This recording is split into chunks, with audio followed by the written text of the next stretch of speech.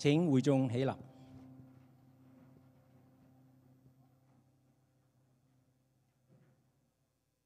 當稱謝進入他的門，當讚美進入他的院，當感謝他，稱頌他的名，因為耶和華本為善，他的慈愛傳到永遠，他的信實直到萬代。我現在奉聖父、聖子、聖靈嘅名開始今晨嘅崇拜，請大家低頭默禱，預備我哋迎見神。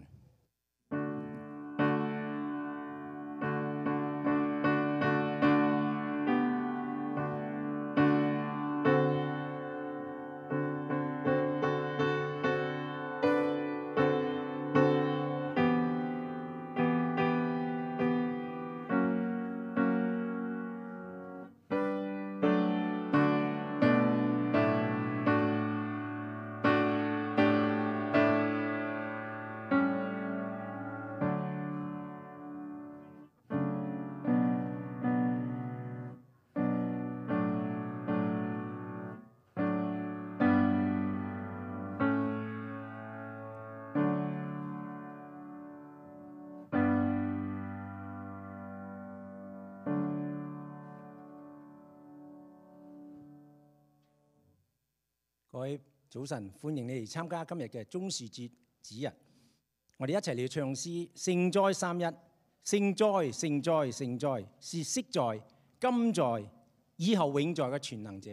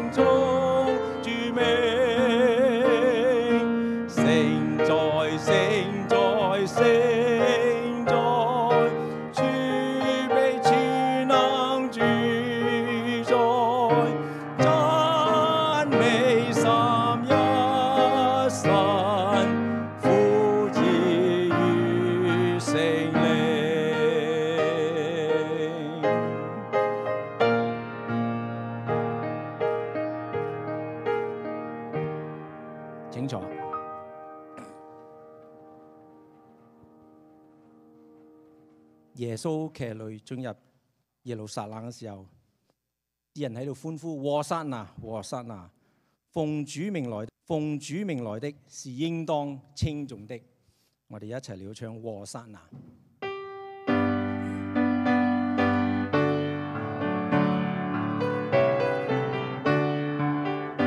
預備唱。和散那，和散那，和散那歸於至高神。和散那，和散那，和散那歸於至高神。我們齊聲讚美你至聖尊名，權柄榮耀歸主我神。和散那歸於至高神。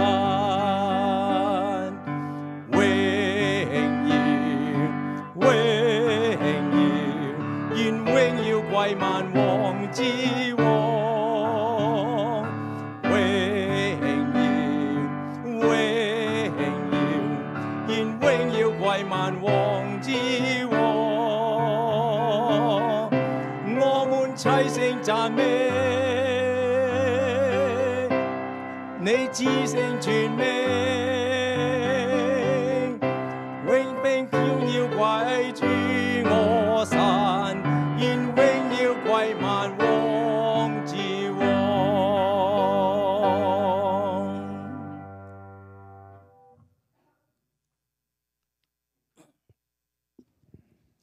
有一個細蚊仔，佢做咗一隻船。佢每日放學之後，佢走去屋企後面有一條小溪，佢就放嘅船喺度玩。有一日，因為之前落好大嘅雨，佢就將個船放喺小溪度，點知就水漲船高，將個船就衝去咗，佢就揾唔翻，佢就好傷心。有一日，佢經過一間賣二手店嘅鋪頭，佢喺個窗口度見到佢呢架船，佢就入去，佢想攞翻呢架船。個老闆話唔得㗎，你要買翻先得㗎。咁咧，佢就去出去好辛苦去賺錢。賺足夠嘅錢之後，佢就翻入嚟同個老闆講：我要買翻呢個船。當佢攞翻呢個船之後，佢同個船講：我話呢次係我第二次擁有你，第一次我做你，第二次我用重價嚟到買你翻嚟。今日係聖餐主日，我哋嚟到紀念主耶穌。上帝因為我哋嘅緣故，佢就將佢嘅獨生子釘喺十字架上高，為咗你，為咗我。將寶血流出嚟買贖我哋，去用重價嚟買贖我哋。今日我哋嚟紀念呢個主耶穌嘅時候，每逢我哋睇到呢個奇妙十架，思念奇妙十架，榮耀歸主，將佢身體懸掛喺十字架上。我哋試看佢個頭、佢隻腳、佢個手，慈愛嘅憂傷同埋個血一齊嚟到流。神聖大愛奇妙難測，願今日我哋獻我哋嘅身心靈，我哋嘅命，我哋嘅心，我哋身嚟到獻俾我哋嘅子，我哋一齊嚟唱奇妙十架。生命聖詩122首。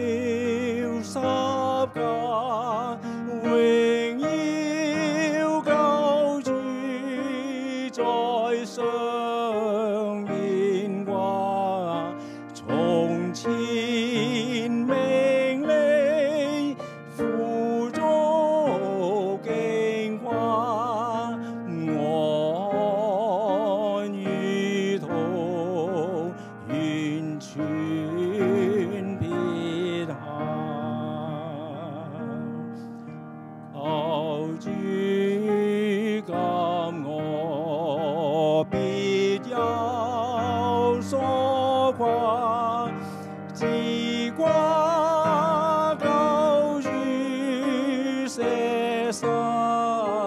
十架，基督使我捨身流血，我願捨盡去永榮華，是看他做他生他受，慈愛憂傷和血並流，從前可曾愛有交織，荊棘可曾化作面流。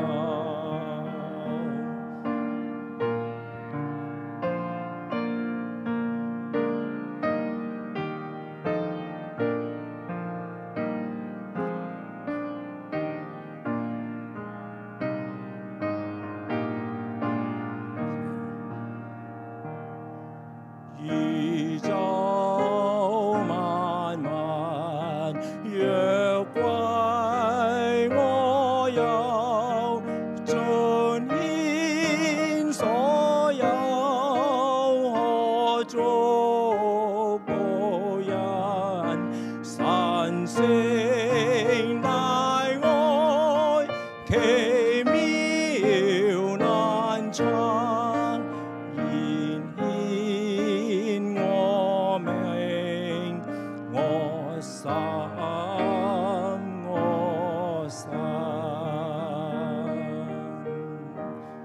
請我哋起立，我哋請牧師了祈禱。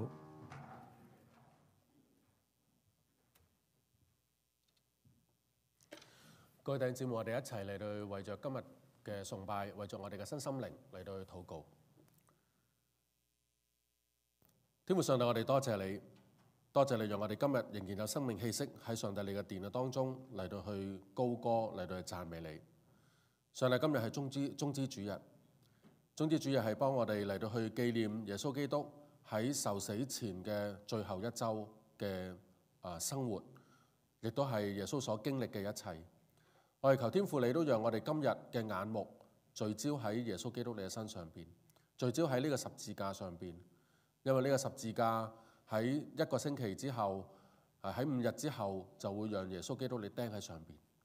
但係呢個十字架就從一個羞辱嘅記號成為一個榮耀嘅記號。上帝，我哋求你讓我哋去謹記呢個十字架所為我哋帶嚟嘅一切。特別今日係聖餐主日，我哋求天父你都讓我哋嘅身心靈都預備好嚟到喺呢一個嘅主日當中，喺呢個崇拜裏邊嚟到遇見你。上帝，求你再一次嚟到潔淨我哋，讓我哋真係嚟到你面前嘅，我哋每一個人都係手潔心清，因為上帝你係聖潔。所以我哋嚟到你嘅面前都當聖潔。上帝，我哋特別喺今日裏邊，我哋都特別為到我哋有需要嘅肢體嚟到擺喺上帝你嘅恩手當中。即係再一次將到我哋在座嘅或者喺網上嘅屋宣家每一個嘅弟兄姊妹，不論佢哋係病患或者係有面對一啲嘅艱難，我哋求天父你都親自嚟到去介入佢哋嘅生命嘅當中，讓佢哋喺呢啲嘅艱難喺呢啲嘅病患裏邊，佢哋仍然睇到上帝你嗰份真實嘅同在，上帝你嗰份嘅醫治嘅大能，上帝你嗰個恩典嘅圓滿，以致讓佢哋能夠可以有上帝你嘅幫助，佢哋可以能夠渡過佢哋人生嘅難關。特別我哋真係將到盤太嚟到擺喺上帝你恩手裏邊，感恩佢服用藥物之後佢有好轉，佢已經出院，但係佢出院之後喺屋企仍然都係唔係好瞓到覺，身體都係虛弱。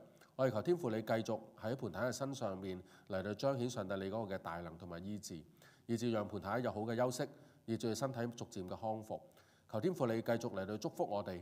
我知道我哋好多弟兄姊妹都仍然落喺一個嘅軟弱嘅當中。我哋求天父你與我哋每人各人有同在，讓我哋喺呢個嘅受苦節，喺呢個復活節嘅期間嘅裏邊，讓我哋多思念主，讓你能夠再一次去進入我哋嘅生命嘅當中，成為我哋嘅主，成為我哋嘅王。就好似剛才我哋嘅詩歌，我哋向上帝你高舉和撒冷一樣，我哋求天父你與我哋眾人同在，祝福我哋一陣間聽道嘅時間。祈禱奉主耶穌基督得勝名字祈求，阿門。請坐。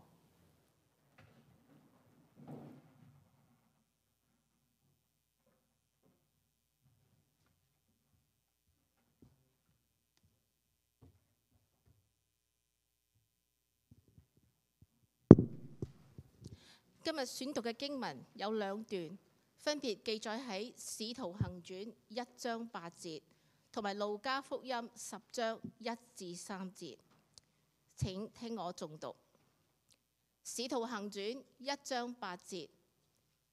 但聖靈降臨在你們身上，你們就必得着能力，並要在耶路撒冷、猶太全地和撒瑪利亞，直到地極，作我的見證。路加福音10章1至3節。這事以後，主又設立70個人，差遣他們兩個地在他前面，往自己所要到的各城各地方去，就對他們說：要收的莊稼多，做工的人少，所以你們當求莊稼的主打發工人出去收他的莊稼。你們去吧，我差你們出去，如同羊羔進入狼群。兩段經文讀畢，感謝神賜下佢嘅話語。跟住係正道嘅時間，會先由李牧師介紹我哋今日嘅講員 Miriam Charter。佢嘅講題係忠心嘅見證人，將時間交俾李牧師。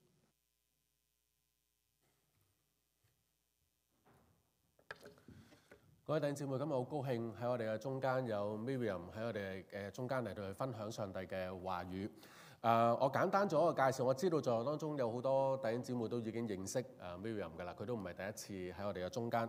Miriam 佢出生喺中國，佢爸爸媽媽同埋祖父母都係中國服侍嘅宣教士。Miriam 好細個咧就翻嚟加拿大，佢好早就知道咧上帝要呼召佢嚟到從事一啲跨文化嘅服侍嘅工作。咁佢喺加加利大學嚟到去Calgary 嘅大學完成咗本科學習之後咧，佢就進入咗神學院讀咗3年嘅法語。之後咧佢就喺 Calgary 嘅 First Alliance Church 嗰度咧擔任咗4年嘅門徒訓練同埋基教嘅牧師。然之後佢就去咗東歐好多個國家擔任宣教士嘅服侍，主要服侍嘅對象咧係女性。直到2012年夏天，佢就再翻嚟加拿大喺 Amherst 嘅 University 裏邊嚟到去擔任跨文化嘅研究嘅職位。Miriam 咧係一個好擅長講故事嘅人啦，咁佢亦都有一本嘅著作嘅，咁一陣間我會再講少少。咁佢係好關心世界上邊福音嘅未得之民，佢亦都對世界上邊一啲嘅創啟嘅福音地區嘅福音嘅需要好關注，亦都係佢好致力於去栽培未來領導教會嘅下一代。咁更加好神奇嘅就係，其實早喺大約半年前，我喺上網一個偶然嘅機會，我唔知點解我好想去研究，即係去睇下東歐，可能因為烏克蘭嘅問題。咁跟住我就純粹喺 Google 裏邊打 Romania 呢個字，一打 Romania 呢個字睇多幾頁咧，就發現介紹咗你話一本新書出現。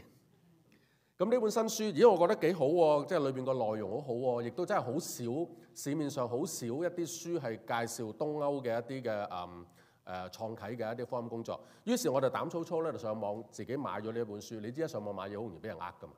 咁啊真係唔理啦，即係照買啦。咁點知咧就真係真嘅喎，原來本書。咁而當中咧亦都有作者簽名啦，即係竟然簽咗名，跟住寄到嚟俾我喎。咁跟住我再望下個名，咦，原來就係我哋今日嘅講員喎。所以係一個非常之，但我未睇嗰本書未開始睇。咁但係唔緊要，我會睇嘅。咁所以真係好感恩即係上帝好似早有預備咁樣。咁我好高興，我哋將以下嘅時間嚟到去交俾 Miriam。不過喺 Miriam 上台之前咧，我哋有一條短片嚟到去播俾大家睇嘅。OK。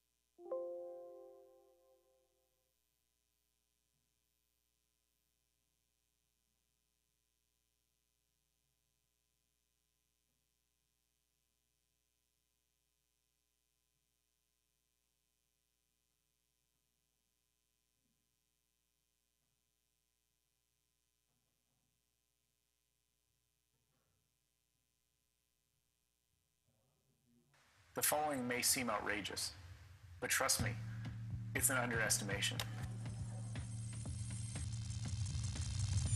I want you to stop, clear your mind, and be open to a reality happening right now that might be new to you. The global population growth is outpacing the rate at which the church is reaching people by a growing margin. As an example, India alone grows by the equivalent of Canada's population every 18 months. And only 5% of India lives in areas reached with the gospel. Roughly 4 out of every 10 people on the planet not only have never heard the good news, but they don't even have access to it.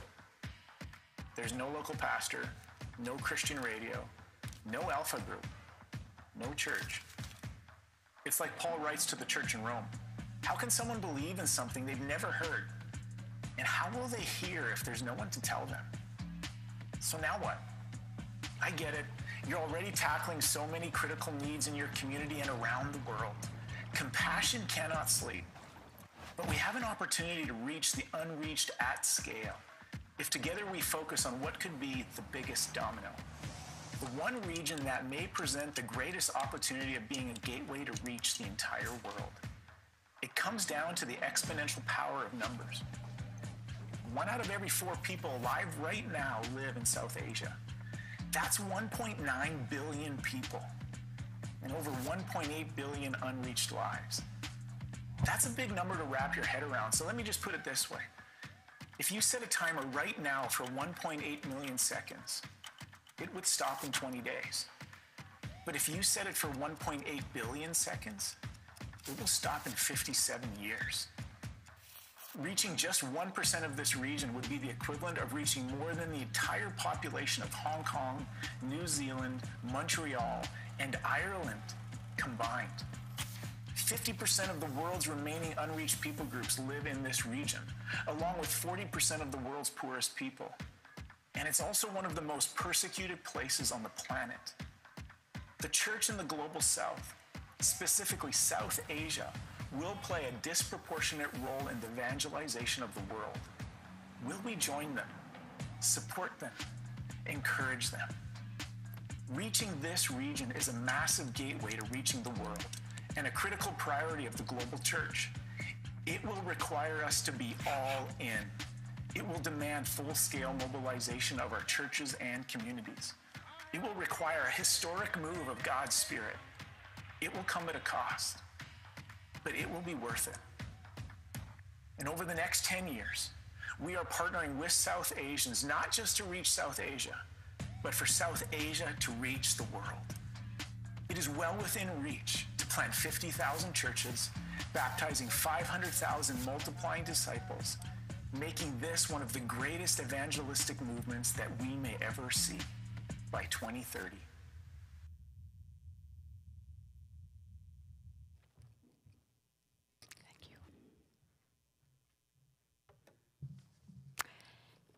What a joy it is to be here again at Ottawa Chinese Alliance Church. 我好高興可以再一次翻到嚟屋邨當中見大家。 It's probably 20 years since I was here, 可能已經有20年嘅時間啦。 and I was here many times before those 20 years ago. 20年前咧，我都嚟過好多次嘅。其實 This church was one of those churches that supported and encouraged and loved me. 你哋嘅教會係一向都係好支持同埋鼓勵我嘅。 And I get to come back and tell you thank you.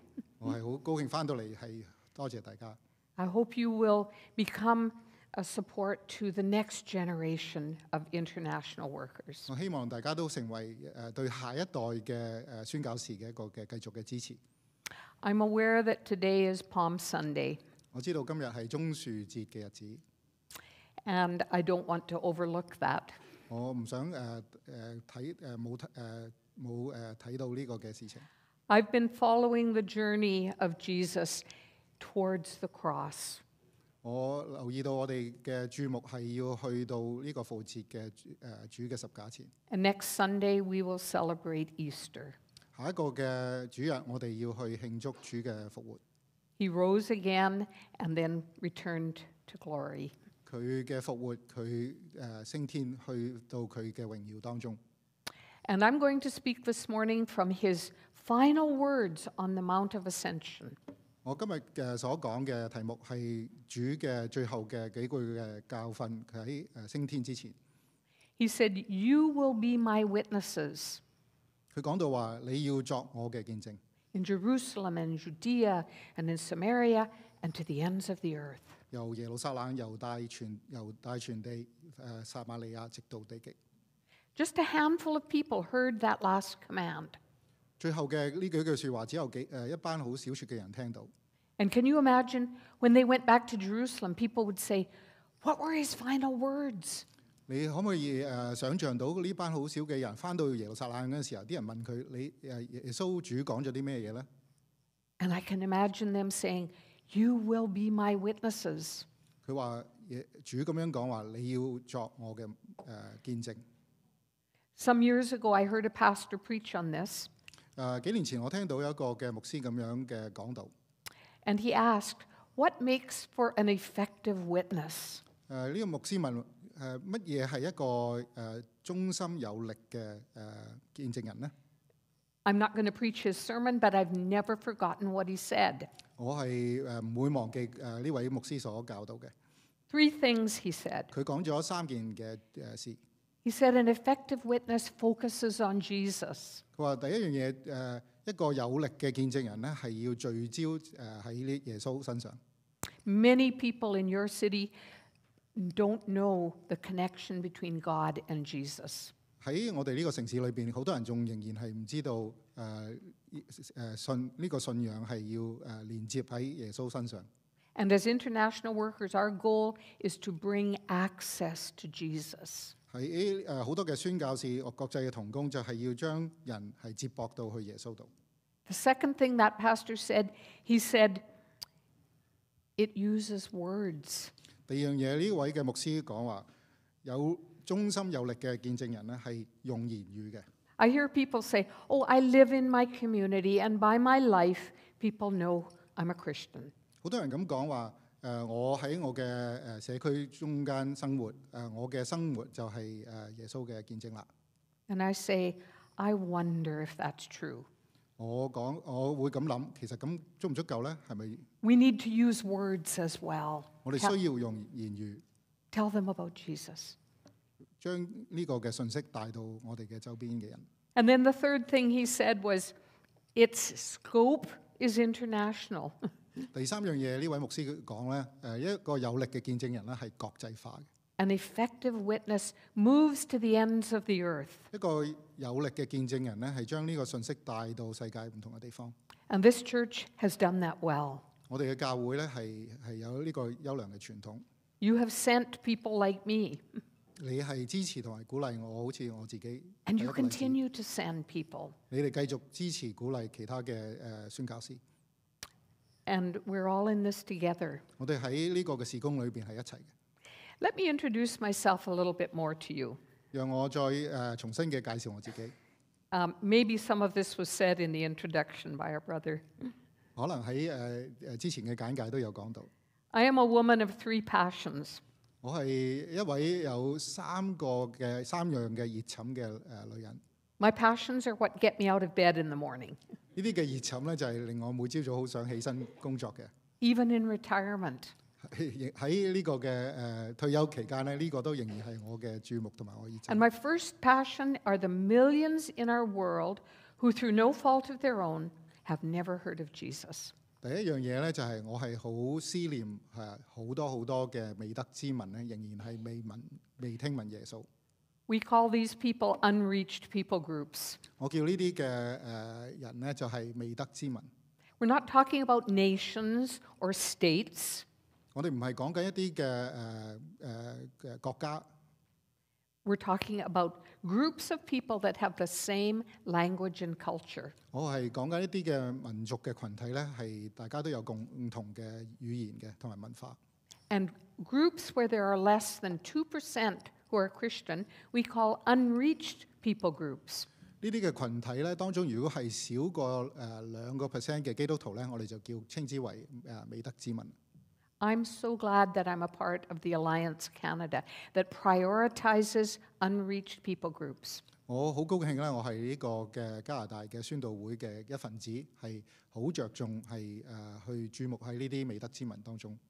Did you catch in the video we just saw that the northern part of that great continent, 2,000 unreached people groups? 大家有冇睇到頭先嗰個嘅影像咧？當中喺嗰個嘅地域裏邊咧，係有2000個以上嘅呢啲嘅未得之民嘅群體。I'm not going to name the country for security reasons. 我唔會直接講呢個嘅國家嘅名啦，因為有安全嘅問題。I hope you picked up which country we're talking about. 我希望你大家心目中知道係我講緊邊一個嘅國家。I was there in 2018 when the Alliance Canada decided that Gateway, that great continent, would become a new priority. 我喺2018年去到當中嘅地方，當時咧加拿大嘅宣道總會咧就認定嗰個嘅叫通道嘅地域咧，就係我哋嘅注目嘅地區啦。The delegates at that assembly spent a whole afternoon discerning whether God was calling us to do this. 喺2018年嗰時，宣道會嘅聯會當中咧，喺一個晏晝嘅時候咧，當中嘅牧師傳道人咧就認定嗰度嘅地方咧係我哋所要注目嘅地方。And very soon after that, the Alliance began to mobilize for Gateway. 喺嗰次之後咧，宣道總會咧就動員人手咧去集中力量係去喺嗰度嘅傳道。As a mission, we've been in the South for many years. 作為一個傳道人咧，其實我哋喺個南邊嘅工作咧，其實一向都係我哋嘅工作地方。 And the church is strong in the south part of Gateway. 喺呢個通道地域嘅南邊咧，我哋嘅工場咧，其實都係比較強壯啲嘅。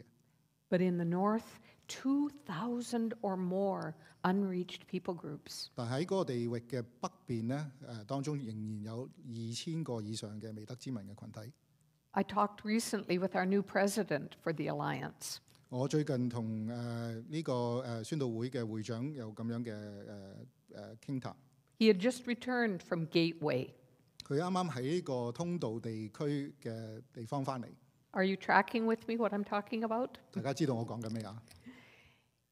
As he talked about this great subcontinent in Asia, he used 3 words. 當佢去講到呢個嘅地區嘅時候咧，佢用3個嘅形容詞。He said, Miriam, Gateway is big. 佢話呢個嘅通道地區咧係一個版圖好大嘅區域。 1.9 billion people, of whom 1.8 billion have never heard of Jesus. 當中有19億嘅人口，裏邊咧有18億嘅人咧係完全未聽過耶穌嘅。 Can you grasp that? 大家可唔可以想像嗰個嘅程度咧？ And the population grows by the population of Canada every year and a half. 每1年半咧，佢哋嘅人口增長就等於整個加拿大嘅人口啦。The next word he used was complex. 第二個佢用嘅形容咧，就係呢個係一個好複雜嘅地區。 2,000 unreached people groups. 當中有2000個嘅民族嘅群體。 2,000 distinct groups with their own language and culture. 當中有2000個好獨特嘅民族嘅群體，係有佢哋自己語言同埋文化。 And they're difficult languages. 同埋佢哋當中嘅語言咧係好難學嘅。 It's the birthplace of Hinduism, Buddhism, Jainism, Sikhism. 係好多宗教，例如印度教、佛教、耆那教、錫克教嘅發源地。 And you've heard about the caste system. 或者大家都聽過呢個所謂嘅種姓制度啊，一個階級制度。 With the Brahmins on the top and the untouchable Dalits on the bottom. 最高嘅種姓咧叫做婆羅因最低嘅種姓咧係所謂嘅賤民嘅階級。 And our president told me those castes further subdivide into 25,000 castes. 呢個嘅種姓嘅制度咧，中間咧仲有25,000個呢啲所謂嘅次種姓嘅階級。 This is a very complex part of the world. 呢個實在係一個好複雜嘅一個區域， And it's also extremely poor. 亦都係一個極端貧窮嘅區域。 1/3 of the world's poorest people live in this region. 全球1/3嘅極端貧窮嘅人口就喺呢個區域裏邊。 And because of its bigness and complexity and poverty, it is going to be a hard place for workers. 因為呢個咁大嘅區域、咁複雜同埋極端貧窮嘅區域咧，對於一啲國際同工宣教士咧係一個好大嘅挑戰。 But look at the vision the Alliance Canada has set for that part of the world. 大家一齊嚟睇下呢個宣道會呢個10年嘅願景係對呢個嘅地區係點樣講咧？ To plant 50,000 churches 我哋要去植5萬間嘅教會， with 500,000 new believers. 當中去服侍50萬個嘅信徒。 And if each church adds just 10 more believers, by the end of 10 years, there will be 1 million more in the church. 只要每間教會增長10個嘅新信徒咧，10年內咧，我哋就可以服侍100萬嘅新信徒。 2 years ago, we sent our first international workers there. 2年前咧，我哋將第一批嘅宣教士差到嗰度。 They won't plant the churches. 佢哋未開始係植堂嘅， They will partner with nationals who will plant the churches. 佢哋係同當地嘅地區嘅伙伴一齊去植堂。 I'm in touch with them almost every day. 我係每一日都同佢哋係有聯絡嘅。 Isn't secure digital platform, isn't that an amazing invention? 現代嘅科技咧係實在好奇妙，等我可以有呢啲好簡單嘅通訊。 Because this couple, and I will call them for security reasons, Jerome and Morgan, 呢對嘅夫婦咧，最初被猜到咧，我今日會稱呼佢係 Jerome 同埋Morgan。 for them life is very difficult. 佢哋嘅生活其實係好困難嘅。 Because the Prime Minister of Gateway doesn't want anyone in the country who doesn't support the primary religion. 喺呢個地區裏邊嘅呢個國家嘅首相咧，其實佢係唔想有其他嘅宗教，除咗佢哋嘅主流宗教咧，係去到佢哋當中。 So they are always flying beneath the radar of the secret police. 所以呢對嘅夫婦咧，其實係喺呢啲秘密警察嘅雷達以下去生活。 And because Gateway is so technologically advanced, it's even more difficult. 其實呢個嘅所謂通道嘅區域嘅地方咧，其實佢哋嘅科技係好發達嘅，所以令到呢啲嘅國際同工咧係好難。 And that's why I'm using this veiled language this morning. 所以我今朝咧係用好隱晦嘅説話。 Because the Prime Minister is asking nationals all over the world, nationals from Gateway, to inform on what groups like us are doing there. 其實當中嘅呢個國家嘅人咧，係叫喺世界各地唔同嘅佢哋嘅本地嘅人咧，係通知佢哋有冇一啲咁嘅宣教士係喺當中活躍工作嘅。 The church in Gateway is a persecuted church. 喺當中嘅教會咧，喺呢啲通道地區裏邊嘅教會咧，係實在一啲受逼迫嘅教會。 Which leads me to my second passion. 去到我第二個嘅熱忱嘅地方啦。 The millions in our world who suffer today because they follow Jesus. 我第二個熱忱咧，就係我時常嘅去思念好多係被逼迫嘅耶穌嘅跟隨者。 My love for the persecuted church was almost injected in my veins as a child. 我實在係好愛呢啲被逼迫嘅基督徒，好似係喺我嘅血脈裏邊。 I was born in southern China in the city of Dali. 我喺中國大陸嘅大連嘅地方出世。 Just as Mao Zedong was coming to power. 當時咧毛澤東嘅開始係得勢嘅時候。 My family were house prisoners. 當時咧我屋企係被軟禁嘅情況。for the first 2 years of my life. 我早期頭2年嘅時間咧，我係喺軟禁嘅情況。 And then in a single day, Mao demanded that 1,000 missionaries leave China. 喺一日之內咧，毛澤東就叫趕咗成千上萬嘅宣教士離開中國。 This story is in my book as well. 呢個故事咧係記喺我嘅書裏邊。 And thousands of missionaries left in a single day. 喺一日之內咧，實在係有成千上萬嘅宣教士需要離開。 My family was among them. 我嘅屋企人就係其中一批啦。 We left with the clothes on our back 我哋走嗰陣時，只有我哋嘅衣物喺我哋身上。 and literally hitchhiked our way across southern China. 我哋喺中國南部咧，就係即係搭順風車咁樣去離開嘅。 And arrived months later as refugees in Canada. 喺幾個月之後咧，我哋嚟到加拿大咧，我哋係其實係難民嘅身份。 And the church in China entered a period of unprecedented suffering in that era. 喺嗰段時間之後咧，中國教會嘅就進入一個受苦嘅期。 I grew up with this passion for the persecuted church. 我成長嘅時候咧，我有咗呢個嘅熱忱咧，就係成日都記掛住呢啲被逼迫嘅教會。 Gateway is a place of huge persecution. 今日呢個所謂通道嘅區域裏邊嘅教會咧，就係呢啲被逼迫嘅教會。 The Prime Minister of Gateway isn't happy if this were to be announced this morning. 呢個地區裏邊嘅首相咧，如果聽到今日呢個嘅信息咧，佢一定唔會太高興。 Because he wants his country to be seen as a progressive, democratic country. 因為佢想呈現一個嘅形象咧，就係佢嘅國家咧係一個民主開放嘅國家。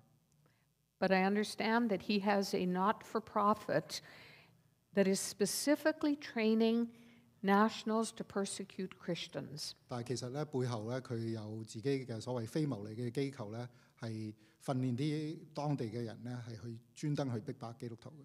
For that matter, they persecute anyone who is not of the primary religion. Are you tracking?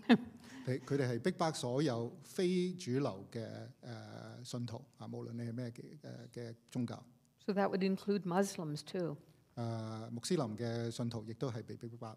You watch the news tonight, and if Gateway is featured in any way, you'll begin to understand some of what's happening there. 如果你今晚去睇新聞嘅時候，你留意關於嗰個地區嘅新聞咧，你會睇到有呢啲嘅事情出現。 I spent the best years of my ministry life living under communism. 我自己嘅工作咧，我嘅事業咧，好大段嘅時間咧，我係喺呢個共產主義嘅地方同埋嘅控制嘅背景底下工作。 I was working in Romania and Bulgaria. 我喺羅馬尼亞呢個嘅區域裏邊嘅工作。 And this church was the support for me during those years. 你哋嘅教會係實在係我喺嗰段嘅時間對我好大嘅支持。 I met people at the English service this morning who remembered my stories when I came on furlough. 喺我述職好多年前嚟呢度述職嘅時候，喺今朝嘅英文堂嘅弟兄姊妹都仲記得。 I tell and I write good stories. 我將我嘅故事咧都寫低喺本書裏邊。 And people ask me, have you written your book yet? We want to tell our children these stories. 好多人都問我：你寫咗你本書未啊？我想將你嘅故事咧係傳俾我嘅下一代。 And I say, yes, the book is available today. That's why I'm in 我可以同大家講 Ontario. 本書可以係終於都寫成啦。 It's about those years in Romania. 本書嘅內容咧係講到我喺羅馬尼亞嗰段嘅時間。 Because Romanian Christians have a lot to teach us about living in a hard, hard place. 羅馬尼亞當中嘅基督徒咧有好多嘅事情咧可以教到我哋係點樣喺一個逼迫嘅情景裏邊去生活。 Jerome and Morgan read the book and they said, oh, it reminds us so much of Gateway. Jerome 同 Morgan 呢對嘅宣教士夫婦咧，佢睇咗本書之後都話裏邊好多都提醒佢哋點樣，同埋對佢哋好有共鳴。 The Prime Minister in those years, the dictator Nicolae Ceausescu, made life very difficult for the church. 喺當時嘅時期咧，呢個獨裁者叫切斯庫咧，係令到當時嘅基督徒咧係非常之難受嘅。I tell the next generation, the easy places have been reached. If God calls you, it will be to a hard place. 我同下一代嘅宣教士或者信徒咁樣講，容易去嘅地方咧，其實已經去咗啦。如果神呼召你嘅去嘅地方咧，都係其實一啲難嘅地方。I'm thinking this morning about what it means to be a witness. 我今朝去諗實在係點樣先成為一個嘅見證人呢？ If we go back to the verse that was read earlier, Acts 1:8, 如果我哋翻去頭先所讀嘅使徒行傳第1章第8節， here's another way of thinking about being a witness. 呢個係另一個嘅方法去諗乜嘢何為一個嘅見證人。 When Jesus said, "You will be my witness," he was probably using the Greek word martyros. 當耶穌講作我的見證，佢可能就係用呢個嘅希臘文原文咧，其實係翻譯出嚟係等於我哋今日用嘅宣道者呢個字。 He was speaking Aramaic, but it was recorded for us in Greek. 喺聖經寫低嘅係一個希臘文。 And that word is the word from which we get the English word martyr. 喺呢個字就係我哋今日譯翻嚟咧，就係我哋今日英文嘅殉道者。 So his disciples heard, "You will be my martyrs." 所以佢嘅門徒可能聽到嘅時候，佢哋係聽到話你要作我嘅殉道者。 We usually think of martyrs as one who gives their life. 我哋平時去諗咧，殉道者係嗰位係為道而犧牲嗰位。 But not every witness will die. 但係唔係話所有嘅見證人咧都係需要去死。 I remember meeting Richard Wormbrand, a pastor in Romania who spent many years in prison for his faith. 我記得我遇見過呢位嘅傳道人 Richard Wormbrand， 佢喺呢個羅馬尼亞嘅時候，佢都受咗好多嘅苦。 And he defined martyr not as one who dies, but a martyr is one who sacrifices something important for the sake of the kingdom. 呢位牧師佢所定義嘅見證人，唔係或者叫殉道者，唔係嗰位係犧牲自己生命嘅，而係嗰位因天國嘅緣故而犧牲自己所珍重嘅嗰位。 And over the years when I was researching the book, making sure I had the details correct, I went back to Romania. 當我去準備同埋寫呢本書嘅內容嘅時候，我翻去羅馬尼亞。 And I was aware as I interviewed these pastors that I worked with years ago that I was in the presence of a witness, a martyr. 當我翻去訪問同埋見翻好多當中嘅傳道人嘅時候，我知道我實在係喺呢啲嘅見證人嘅裏邊。 They didn't die, 佢哋冇死到， but they sacrificed something very important for the sake of God's kingdom. 但係佢哋實在係犧牲咗佢哋自己所珍重嘅好多嘢，為咗天國嘅緣故。 And as I travel around the country on this speaking tour on behalf of my book, I'm targeting especially the next generation. 當我今年係喺加拿大周圍去介紹我本書嘅時候，我都好多時都係想去對新一代嘅下一代去講。 My third passion is the next generation who will replace people like me when I'm dead and gone.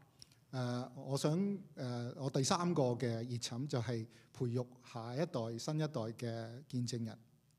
I'm sure some of you know some of the elderly international workers in our movement. 我相信大家當中都或者熟悉我哋好多嘅傳道嘅同工都係比較上咗年紀嘅。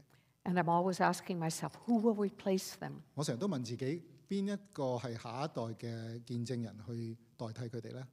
And God is raising up the next generation to take the good news to hard places. 但神實在係興起下一代嘅呢啲嘅傳道人去繼續擴展天國。 And that next wave of witnesses, interestingly, includes professionals whose profession is what gets them into these hard places. 下一代嘅見證人係其實係有好多嘅可能嘅專業人士咧，係因着佢哋嘅事業咧，係可以去到呢啲好困難嘅地方。 There is another passage that links with Acts 1:8. 另外一段嘅聖經同呢個使徒行傳1章8節係有關嘅， It's a passage you know very well. 係一段大家好熟悉嘅聖經。 Jesus is getting ready to send new workers into the villages of Palestine. 耶穌係準備去差另外一班嘅工人去到巴勒斯坦地去工作。 And in Luke chapter 10, he says, the harvest is plentiful, the workers are few. 喺第10章大家都好熟悉嘅經文係莊稼多，但係作工嘅人少。 He says, pray for workers. 佢喺當中話你要求呢啲收莊稼嘅工人。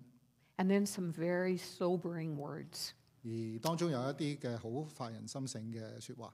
He says, go, I am sending you out like lambs among wolves. 耶穌講到話：你們去吧，我差你們去，如同羊羔進入狼群。 Can you get your mind around this? A good shepherd sending his lambs into the middle of the wolves. 大家可唔可以再一次想像呢？一個好嘅牧人將佢嘅羊群係叫佢哋進入狼群。 What chance does the lamb have of surviving, let alone converting the wolves? 你可唔可以想像呢啲嘅羊羔去到狼群佢哋當中，連生存嘅機會都冇，何況係將佢哋轉變過嚟？ This is really a hard message. 呢個係實在一個好難嘅功課。 In fact, 2 Sundays ago, I was in another Chinese Alliance church, 2個星期前，我喺另外一間嘅宣道會度講道。 and a woman came up to me to talk about this message. 有一位女士之後上嚟同我傾我嘅講道。 She said, you market your book well, but you sure don't market missions well. 佢話：你推銷你本書就好好啦，但係你推銷呢個差傳事工咧，就係麻麻地。 She said, no wonder there are so few recruits. 佢話唔怪得係冇咁少嘅傳道同工差傳嘅同工。 This is a very hard message. Lambs among wolves. 呢個實在係好困難嘅信息，因為係羊羔進入呢個狼群。 What was Jesus saying? 究竟耶穌係講緊啲咩咧？ Unless the lamb depends on the good shepherd, there's no chance of survival. 除非呢個嘅羊羔係完全嘅依賴喺呢個嘅大牧人身上，其實佢係完全係冇可能生存嘅。 It means letting go of everything. 呢個就係代表你要完全嘅委身同埋信服。 I 放棄自 talked 己 this over with Jerome and Morgan before they left. 呢個信息，我同 Jerome 同 Morgan 呢對嘅宣教士夫婦有講到呢個嘅信息。 And we began to talk about what they had to give up, what they had to let go of. 我同佢哋講，佢哋需要放棄，佢哋需要委身嘅呢個嘅問題。 The first thing that came to our conversation was things, possessions. 第一樣嘢我哋講到嘅就係呢啲佢哋擁有嘅嘢，擁有物。 In this passage, Jesus even goes on. You read it this afternoon. Jesus goes on to say, don't take an extra purse, don't take an extra pair of shoes. And I ask, what were they going to do in an emergency? 你睇到呢段經文繼續落去咧，耶穌話唔好帶錢囊，唔好帶口袋，亦都唔好帶鞋。咁我去諗，咁佢哋喺不時之需嗰陣時有咩嘢咧？ If they didn't have an extra purse, where would they put cash for an emergency? 如果佢連錢囊都冇，咁佢點樣可以帶住啲錢咧？係如果不時之需嗰陣時點算咧？ They had to totally rely on the Good Shepherd. 佢哋需要完全嘅依賴呢位嘅大牧人。 And I've experienced this in my missionary career over and over and over. 呢個喺我自己嘅經驗嘅呢個宣教嘅經驗裏邊係一次又一次嘅經歷到。 And this church was part of that sacrifice. 你哋嘅教會都係喺呢個嘅事工上邊有所犧牲。 Yes, I lived off that meager stipend from the Global Advance Fund. 雖然我喺呢個嘅環球基金裏邊係有一啲嘅支援。 But I told the believers in Romania that Christians in Canada sacrificed as well so that I could be there. 我對羅馬尼亞當地嘅信徒咁講話，其實加拿大嘅教會都有佢哋嘅犧牲，佢哋嘅犧牲令我可以喺呢度做宣教嘅工作。 And I know that many of you give and give so that the work of God can go forward in those hard places. 我相信你哋亦都喺背後咧係有你哋嘅犧牲，係支持好多呢啲嘅宣教士喺唔同嘅地方去工作。Possessions are not the only thing we have to let go of. 擁有物唔係唯一嘅嘢咧，我哋係要放棄同埋犧牲。 For some, it will mean giving up the right to a respected profession. 對某一啲嚟講，我哋需要放棄同埋犧牲我哋嘅工作同埋我哋嘅事業。 When Jesus called the 12 disciples, they were all employed. 當耶穌去呼召呢12個門徒嘅時候，佢哋全部都有自己嘅工作。 And they left their professions to follow Jesus. 佢哋放低佢哋嘅事業去跟隨耶穌。 This decision impacted their wives and children. 佢哋呢個決定係其實影響佢哋嘅家人、佢哋嘅妻子同埋家人。 Why would they do this? 佢哋點解會咁樣做呢？ They did it to bring access to Jesus in hard places. 佢哋咁樣做，因為令到係好困難嘅地方嘅人可以接觸接駁到去耶穌嗰度。 I remember when someone from this church helped me buy a new winter coat.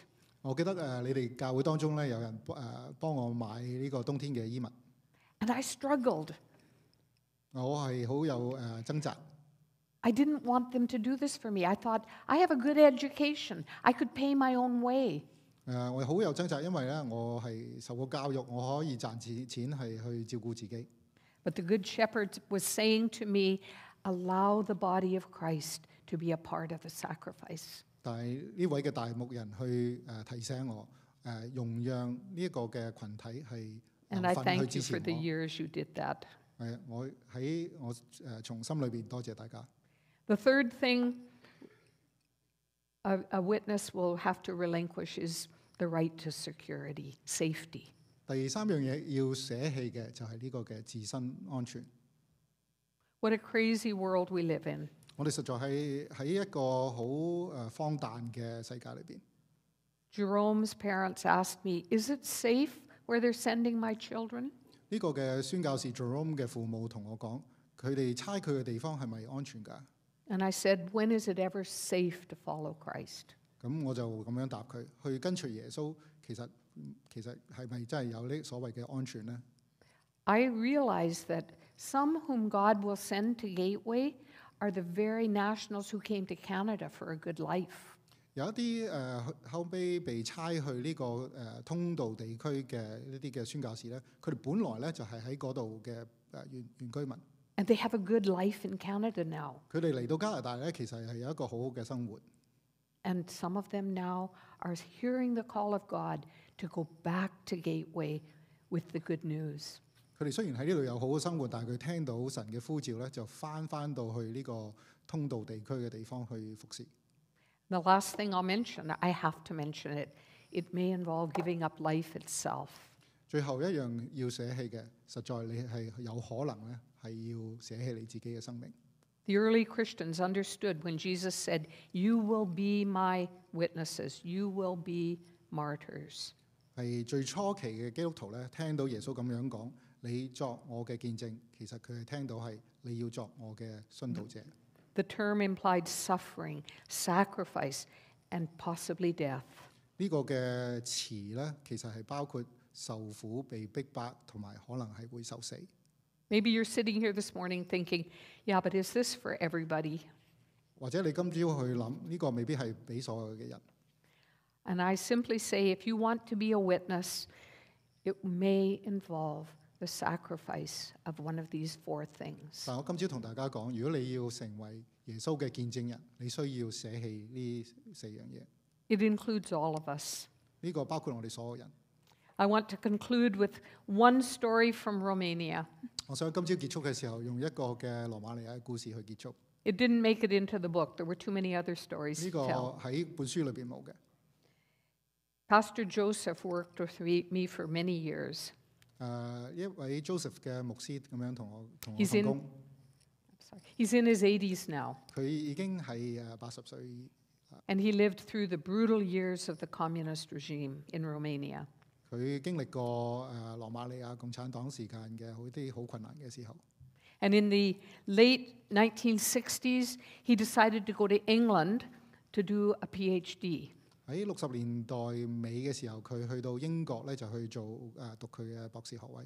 It was amazing that the government let him go. 當時咧係好好嘅嗰個嘅政府係俾佢去。And in 1972, he wanted to return to Romania to minister. 喺1972年咧，佢想翻去羅馬尼亞咧去做佢嘅事工。 And a friend asked him, Joseph, what chances do you have for success in ministry? 有佢嘅朋友咁樣問佢話：你翻去嘅時候，其實你嘅事工有幾多機會係真係會成功咧？ And he thought to himself, success? I was only thinking of obedience. 佢話成功，我只係諗過順服。 But he said, I did turn to God and say, and ask him about chances of success. 佢話佢冇諗過喺神面前話有幾多嘅成功嘅機會率。 And God's answer was the exact passage that I've been preaching on this morning. 神對佢嘅回應就係今朝我所同大家分享嘅經文。 He said, Joseph, I'm sending you like a lamb among wolves. If you can go like that, go. If you can't, then stay in England. 神對佢講：我差你去就係好似羊羔進入狼群一樣。如果你去可以嘅，你就去；如果你唔可以嘅，你就要留低。 Joseph went back to Romania. 呢位 Joseph 嘅牧師咧，係有翻到去羅馬尼亞。 And within a very short time, the harassments and interrogation began again. 喺一段好短嘅時間咧，嗰個嘅逼迫就翻到去佢身上。 And one day during interrogation, an officer threatened to kill him. 喺有一次嘅盤問裏邊咧，有嘅政府嘅要員咧，就係恐嚇要殺咗佢。 He screamed at him. He said, I have the power to kill you. 嗰個人咧就話：我有呢個嘅能力咧，可以攞你嘅命。 And Joseph's response was, Sir, your supreme weapon is killing. My supreme weapon is dying. Joseph 牧師咁樣回答佢：你所謂嘅武器，你最犀利嘅武器就係殺咗我，但係我最犀利嘅武器就係死亡犧牲。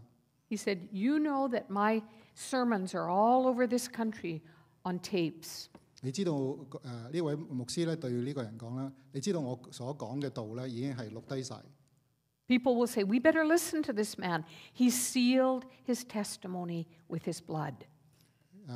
啲人聽到佢嘅講道嘅錄音嘅時候，啲人就會話佢嘅講道咧係好似用血去印上咁樣樣。 He said, Go ahead, kill me. I win the victory if you do that. 佢對佢逼迫嘅人咁講：如果你殺咗我啦，咁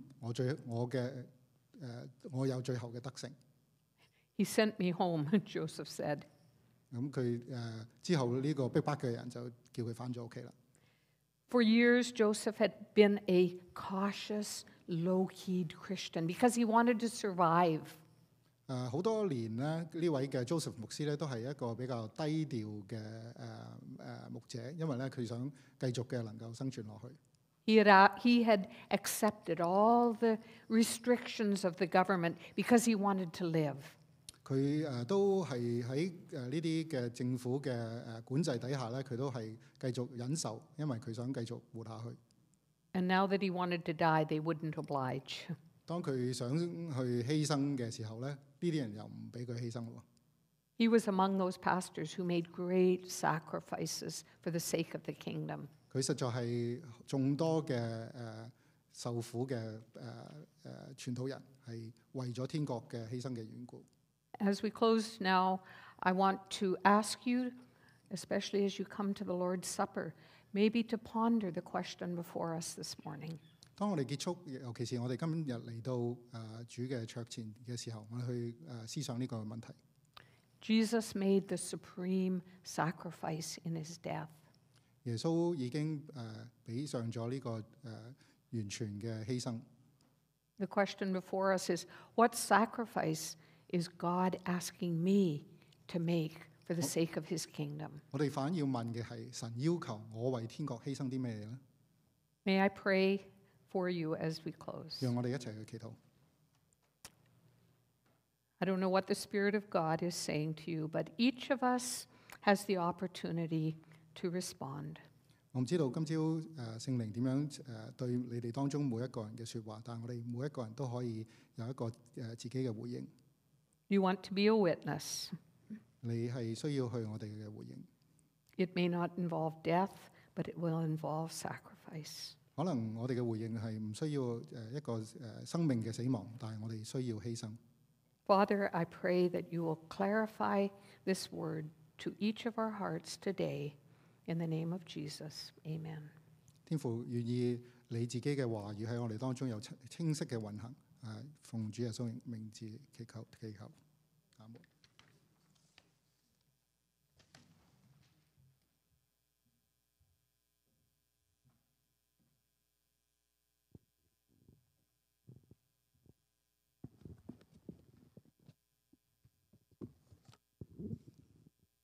我哋多謝 Miriam 嘅分享，佢一生嚟到被神使用，成為神嘅見證人。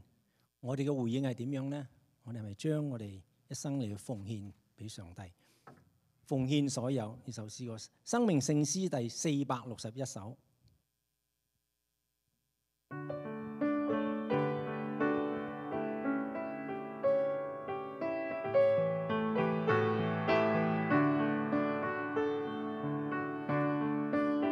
唱第1、第3同埋第4節。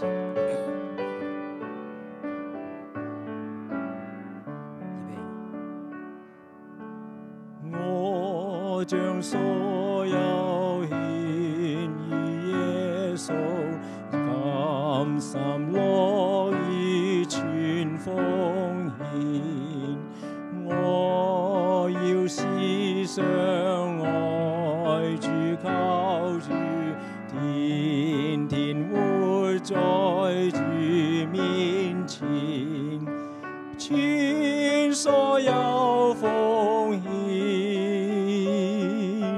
全所有奉獻，願意愛我尊貴救主，全所有奉獻。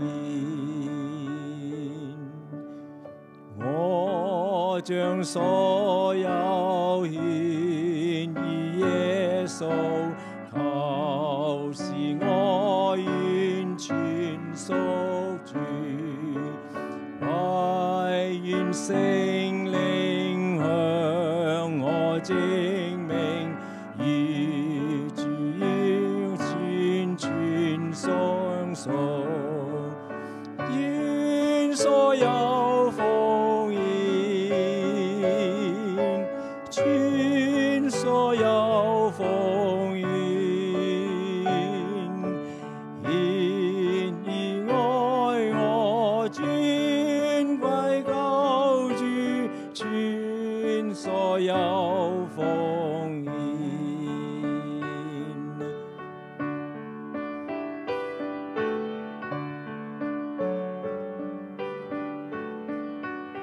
將所有獻於耶穌預備。我將所有獻於耶穌，我甘完全獻給你，求主賜我愛心能力，更賜我天上福祉，全所有奉獻，全所有奉獻，願意愛我尊貴救主，全所有奉獻。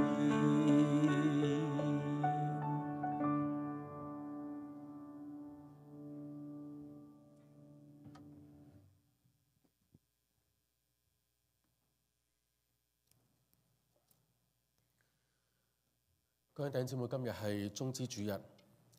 每年嘅棕枝主日就係喺復活節前嘅一個嘅主日，但係唔係每一個棕枝主日都係適逢係聖餐主日。今年棕枝主日就係我哋嘅聖餐主日。棕枝主日我唔知對大家有啲咩嘅感想嚇。今日大家可能手上入嚟嘅時候都會拎到一個嘅棕樹枝嘅織成嘅一個十字架。昔日耶穌基督進入耶路撒冷嘅時候，群眾夾道嘅歡迎，佢哋就係拎住呢啲棕樹枝。當然，當年一定唔會將佢織成一個十字架，佢只係一個棕樹枝棕樹葉喺度嚟到去歡迎耶穌基督。我唔知大家以前喺參加棕樹枝主日嘅時候有冇啲咩特別？我都冇咩特別。幾十年由細翻到大棕樹主日，直至到大約喺10年前有一次我喺香港當年我自己都係接近即係侍奉到一段好艱難嘅時間，咁所以有一段時間同教會攞咗假，咁我就好想去即係咁我仍然要翻教會啦。咁但係當年我唔知點解嗰個棕枝主日咧，我就選擇咗一間天主教嘅教堂裏邊嚟到去出席佢哋嘅棕枝彌撒主日，一個令我畢生難忘嘅主日。我同大家分享下佢哋點做好嘛？嗰日嘅棕枝主日咧，就係嗰個神父企咗喺台上邊，佢拎住棕樹枝，佢就話：昔日耶穌基督進入城嘅時候，夾道歡迎，就好似我哋今日咁拎住棕樹枝嚟到歡迎耶穌嘅進入，歡迎耶穌嘅降臨，歡迎耶穌出現喺我哋嘅中間。跟住嗰個神父就拎住個手機咁樣嚟到影一張 selfie， 同所有嘅人。神父喎，你諗下，即係唔係基督教喎，即係天主教神父咁樣做都好破格。佢咁樣影咗，影完之後仲要即時透過佢哋嘅 AV system 咧，傳送嗰張相喺個熒光幕上邊，俾所有人睇到。跟住個神父就問：你見唔見到自己個樣啊？拎住棕樹枝見唔見到啊？見到係嘛？我哋好開心一齊歡迎耶穌進入。跟住神父即刻收咗佢嘅笑容。佢話喺1個禮拜之後，喺5日之後。呢度嘅所有人就係嗌住釘死耶穌嘅人，嗰一下係震撼到我直頭喺個心嗰度嚟到寒啊！原來我有份去歡迎耶穌進入，但係原來5日之後我有份釘死耶穌。昔日嘅群眾係咁樣，弟兄姊妹，耶穌基督嘅死係為咗你同我。係為咗你同我嘅罪嚟到寫喺十字架上邊。由嗰年開始，我對棕枝主日有另外一個嘅睇法。棕枝主日不斷就係提醒我自己，耶穌基督就係再一次為我寫喺十字架上邊。雖然我哋仍然好歡迎耶穌基督進入我哋嘅生命當中，但我哋要提醒自己，耶穌基督嘅死係為咗你同我。Miriam 今日嘅講道好 touch 到我。特別最後一個嘅題目，我哋今日可以為天國嘅事嚟到去做啲咩嘢？我哋仲可以有啲咩犧牲？我哋成日話我哋要作耶穌基督嘅見證人，見證原文就係殉道者。我哋願唔願意為耶穌嚟到去犧牲我哋嘅所有？所以弟兄姊妹，今日我好希望透過棕枝主日，你拎住呢一個嘅棕枝嘅十字架喺你嘅手裏邊，我哋有一個好好嘅默想。耶穌昔日進城嘅時候，佢好清楚知道佢入城就係要行上呢條各各他嘅路，要去到髑髏地嚟到去走上十字架。我哋今日拎住呢個十字架，我哋話歡迎耶穌嚟到進入耶路撒冷嘅時候，其實就係佢為咗我哋嘅罪寫喺十字架上。你可以對住呢個十字架，你要講啲咩嘢？當你拎住呢一個棕樹枝嘅時候，你有啲咩嘢想同耶穌講？你有啲咩想同佢講？你今日願意為佢捨棄啲咩嘢？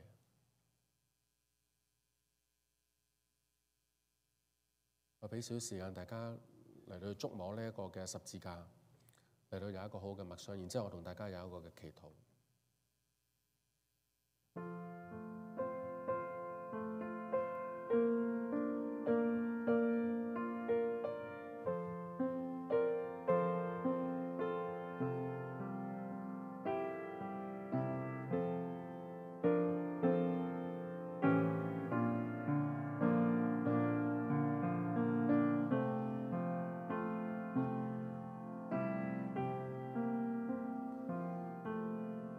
主耶穌，我哋多謝你，多謝你捨棄天上嘅一切，道成肉身嚟到呢個世界上邊，你甘願去順服，甘甘願去犧牲，願意嚟到去踏上耶路撒冷呢條路。耶穌，你真係多謝你，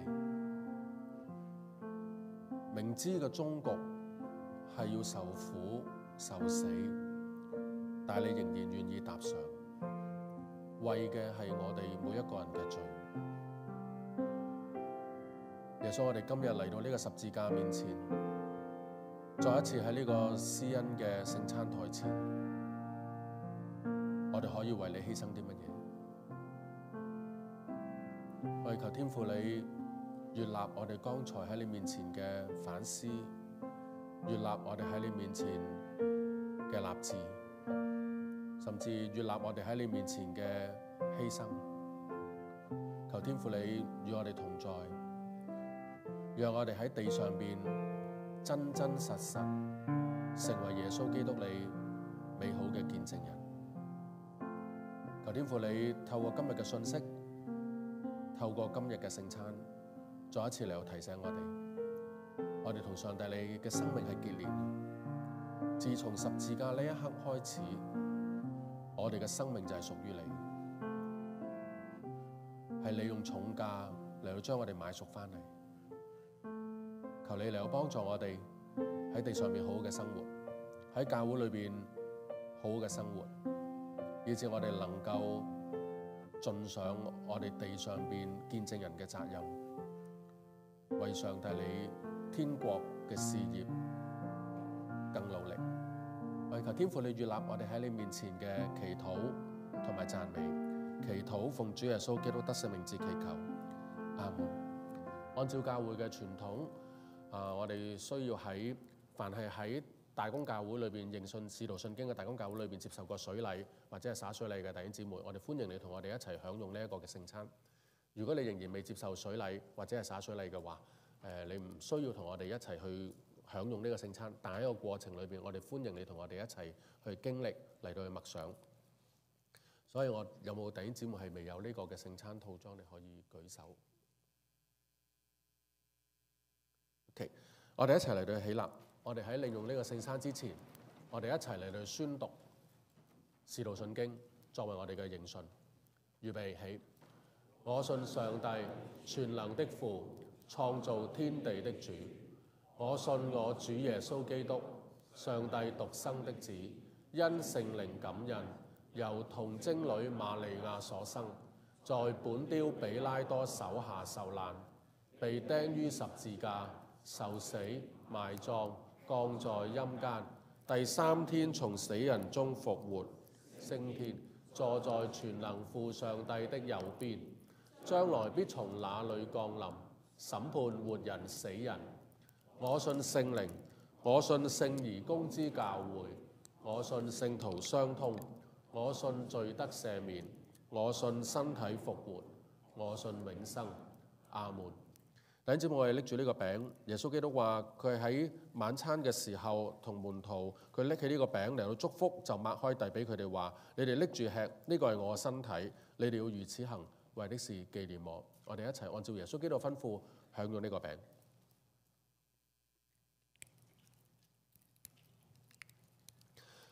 飯後，耶穌亦都拎起個杯，杯裏面裝滿咗葡萄汁。耶穌話：呢一個係我立約嘅血，係為多人嚟到流出嚟。多人係包括你同我嘅罪，耶穌基督喺十字架上邊流盡佢嘅寶血。我哋一齊嚟到按照耶穌基督嘅吩咐享用呢一個嘅葡萄汁。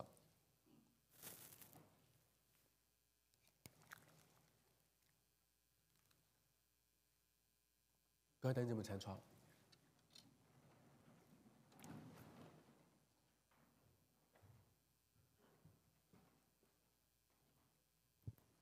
現在係奉獻嘅時候，我哋為奉獻嚟到祈禱。奉獻係基督徒嘅本分同埋福分。如果在座當中你哋係未認識奉獻嘅意義，你哋可以唔使奉獻。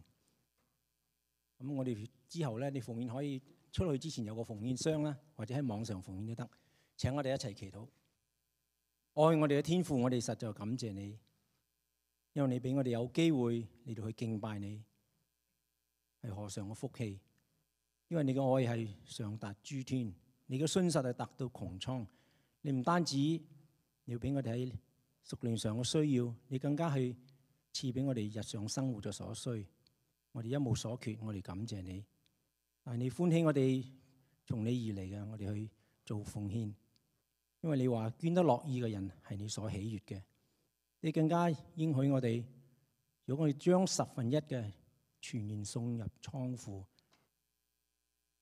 你就會打開天上嘅窗戶，將福氣嚟到傾倒俾我哋，叫我哋無處可用。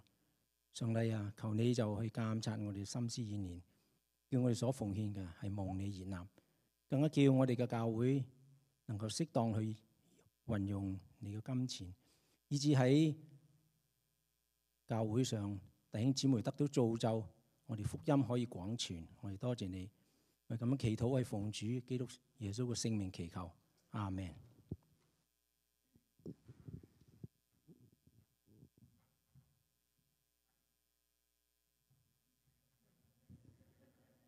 想走雞啊！我哋讀金句，跟住背金句。金句，我哋一齊讀啊！他被掛在木頭上，親身擔當了我們的罪，使我們既然在罪上死，就得以在活上活。因他受的鞭傷，你們得了醫治。彼得前書2章24節，他被掛在木頭上，親身擔當了我們的罪，使我們既然在罪上死，就得以在義上活。因他受的鞭傷，你們得了醫治。彼得前書2章24節，他被掛在木頭上，親身擔當了我們的罪，使我們既然在罪上死，就得以在義上活。因他受的鞭傷，你們得了醫治。彼得前書2章24節。多謝大家。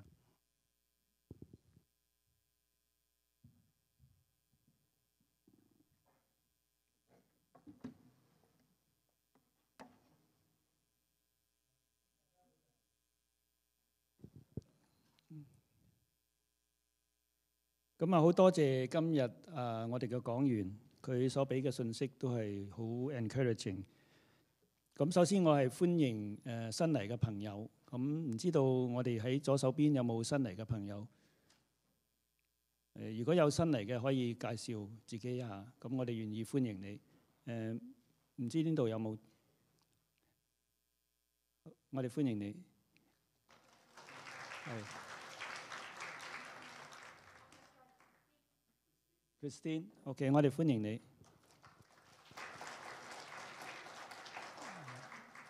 喺我嘅右手邊有冇新嚟嘅朋友？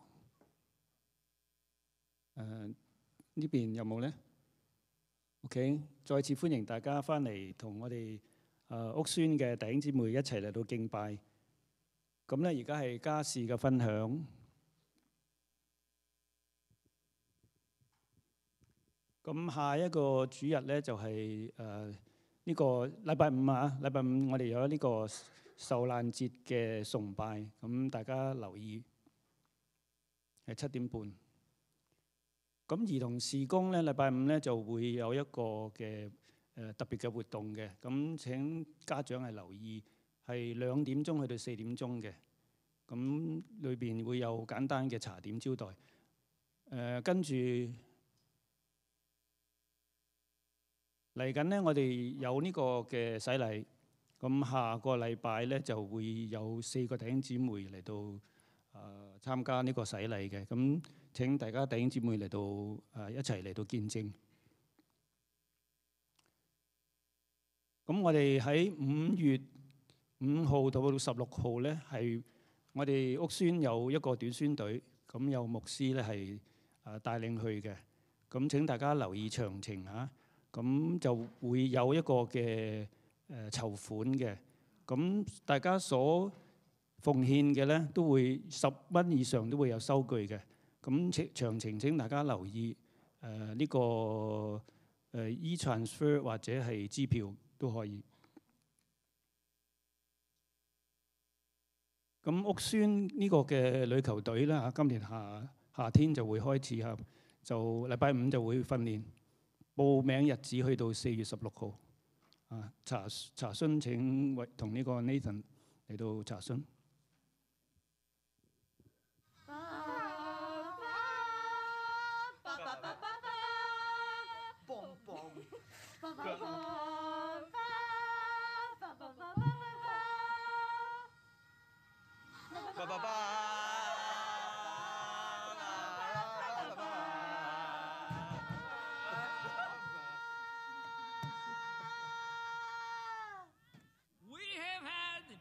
Good year ourselves, and you guys are all right in my book. What did we do? Well, we made a fundraiser lunch for restoringhope.ca. That's how I roll. But that's not all. We had a great SM Christmas party. Won't even mention the SM Workshop Night. I have been working on something very big. Something that will blow this pyramid thing out of the water. Next, we are going to have pause for effect. A movie fundraiser event. Hi everyone, I'm the Miriam who's representing the Jeremiah Fellowship. So we're here to announce you that there's a movie night coming up. So please come join our movie night while raising funds for Pastor Ellen and Joan Simo on their mission trip to Japan. It will be held on the April 22nd, and the doors will be open at 5, and the movie will be played at 6 to 8 p.m. here at the new building at church. Despicable Me will be played for the little kids in room A210 with 3 P2P trained volunteers to babysit. While the PG-13 movie, How to Train Your Dragon, will be playing for the bigger kids and adults in the gym. Be sure to bring your blankets and pillow if you want to stay cozy. The admission fee will cost you around $2, but there will also be snacks for sale in the gym. So you better come hungry with cash or we will find you and hunt you down. So if you would like to buy tickets in advance, information will be coming out soon.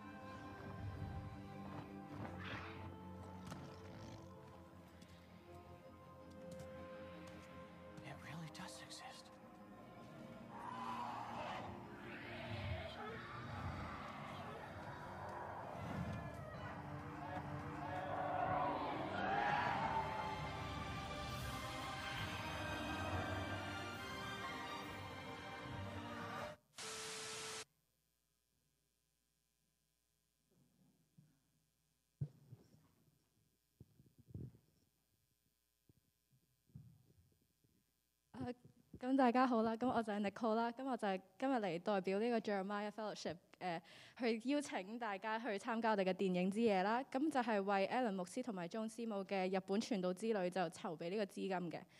咁呢個電影之夜咧就會喺4月22號舉行啦，咁就我哋就會喺5點鐘左右就開門嘅，會由夜晚6點至8點咧就會喺新堂嘅，即係就會喺教會新堂嗰度播放呢個電影啦。咁我哋同時亦都會播2套電影嘅 ，which is 就係個 Minions 同埋《神龍記》啦。咁我哋就會為13歲以下嘅小朋友播放 Minions， 由3位受過 P2P training 嘅Jeremiah Fellowship 嘅義工啦去照顧，咁就可以令各位家長可以休息下啦，可以唞啖氣啦。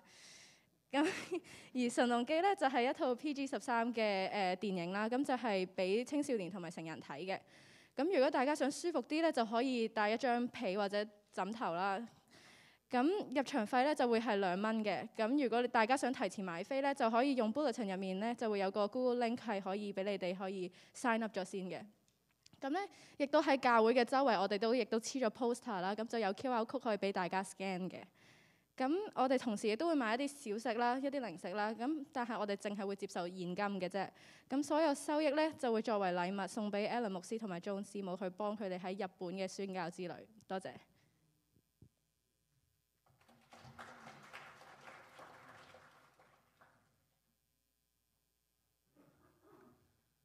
各位弟兄姊妹，我哋一齊起立，我哋憑信心領受從上而嚟嘅賜福。願主耶穌基督嘅恩惠、天父上帝嘅慈愛、聖靈嘅感動，時常與我哋眾弟兄姊妹同在，從今時直到永永遠遠。阿門。我哋一齊同唱三一頌。